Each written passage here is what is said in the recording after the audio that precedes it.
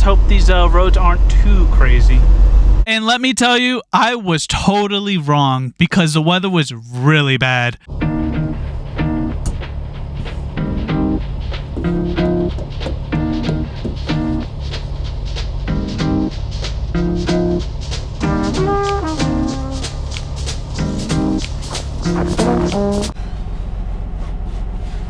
Well guys, I got a load going to Denver, so let's get out of this place. Alright, so I ended up getting another load in a different location. Got here last night, pretty much used my whole drive clock to get over here from Nebraska, which is pretty far. And let's see, I'm in Monte Vista, Colorado at the moment, and it's going to Shelbyville, Tennessee. Reason why they gave me another load, because I was going to pick up a load in Costco in Denver, but it was going to like Lincoln, Nebraska or Fremont, Nebraska. They decided they gave me this load because this was heading me more east, because next week I am going home. Decided to do my home time in Florida, so that's what they're trying to do. I'll be there by Monday in Tennessee to make the delivery. It's early in the goddamn morning, but whatever. As you can tell, it just snowed this morning. It seems like it's cutting down a little bit. Well, it seems like it's cutting down a little bit. You see a little bit coming down. But yeah, so I got the door for door 6 for this load, and yeah, let's get this load, get it in there, and I am gonna head over to Tennessee. I'm going through New Mexico, couple of states I'm gonna go through, Arkansas, Texas. Let's see. All right.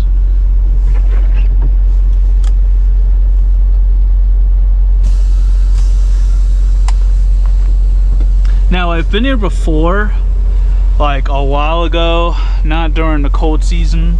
I mean, it's the first time, but yeah.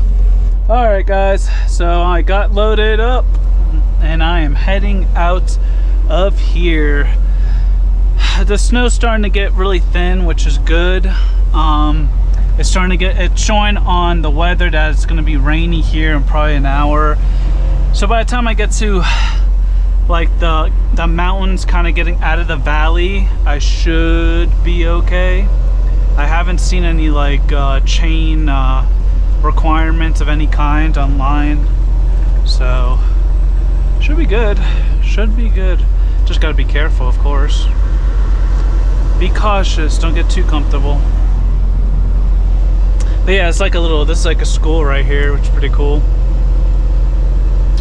in the middle of nowhere. That'd be cool to go to school though. I mean, it'd be interesting. And that'd be cool if you were that guy over there living across the street, or this guy right here. He like, his house is literally right next to the school, and the playground's right behind his house. Pretty neat. Pretty neat. All right, guys. Well, let's hope these roads aren't too crazy. And let me tell you, I was totally wrong because the weather was really bad. I was picking up a load of potatoes in Monte Vista, Colorado, and when I was taking US 160, you kind of have to go over the mountains to get out of the valley area to get onto I-25. Well, I looked at the weather. I used my little tools like radars, look at the weather, like .com, and also I looked at their Colorado website, because usually they have like a website, I think it's called 511, where you can look up road conditions around Colorado and if any roads are closed, or sometimes I'll put on there that there's a chain mandate, or you're gonna put on chains and stuff like that. But there was nothing like that. All it said was just a little snowy and slick, and I was just like, it shouldn't be too bad. And I saw the plow trucks running through there.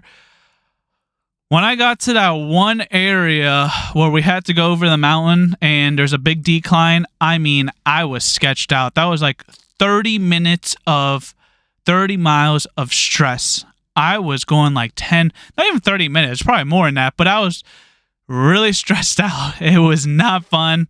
Definitely was nervous. Should have probably put on chains, but I mean, in the beginning it didn't seem so bad, but it just changed so fast. Roads started getting covered with snow. Could barely see the lines on the road at this point, and they have markers that you can kind of see, and you can still kind of see like the tire, where tires were from the previous cars, but I mean, the snow was just coming down like crazy. So I did get really nervous. I was like I probably should stop and put on those chains. Well, they have a little emergency stops, and when I was thinking that, I saw a truck. He went off into one of the little emergency stops, and I guess he was trying to put on his chains, but he ended up getting stuck, and he was like shoveling himself out. I'm like, let me just keep on going. So I calmed myself down, but man, that was a nerve wreck. I was going 10 miles per hour down that decline, going super slow. I was heavy at 78,000 pounds, so I had that on my side. But next time, I'm putting on chains. I just bought this tool very recently. It's a cam tool, so I can tighten up the chains, and I can have a lot of leverage to it, because once you get to the last part where you got to turn to really tighten up the chains, it gets a little difficult. But yeah, man, that was pretty up there on stressful drives as a truck driver for sure. So highly recommend, even though it didn't look too bad, but it turned bad fast. So if you guys are in Colorado and like the weather's so, I would recommend, and they have like chain stop areas, I would recommend probably putting on the chains, or just don't go in general. But it kind of caught me off guard.